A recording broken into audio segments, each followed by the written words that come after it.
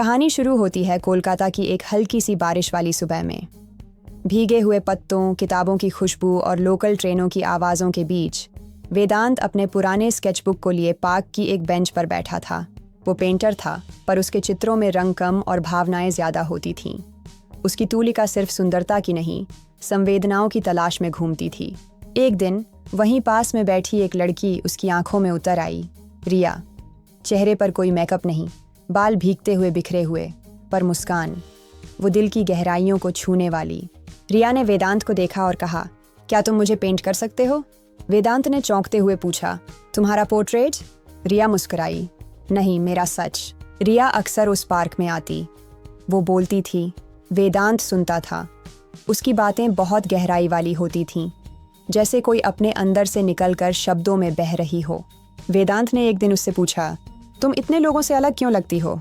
रिया ने हंसते हुए कहा, क्योंकि मुझे रंगों से नहीं, इश्क से फ़र्क पड़ता है। दुनिया चेहरों पर मरती है और मुझे दिलों की धड़कनों की तलाश है। वेदांत को समझ आ गया था कि वो कोई आम लड़की नहीं है। उसमें दर्द था, पर वो दर्द भी खूबसूरत था। एक शाम जब बारिश तेज़ हो रही थी, रिया भीगी हुई बेंच पर आकर बैठ गई। वेदांत ने छाता बढ़ाया, पर उसने मना कर दिया।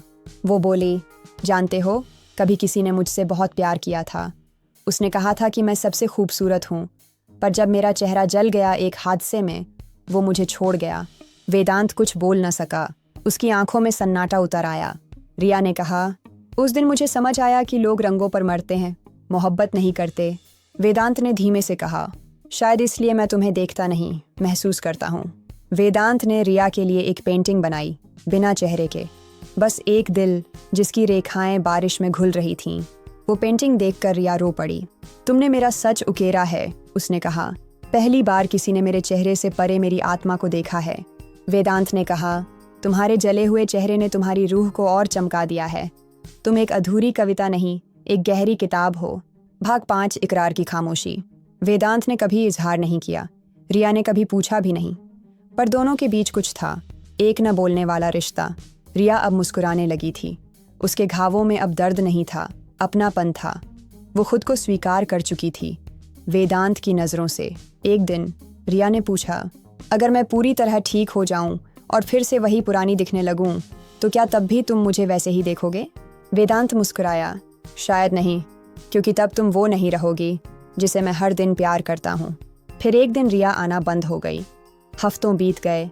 वेदांत हर दिन उस बेंच पर बैठा रहा। वो बस एक चिट्ठी छोड़ गई थी।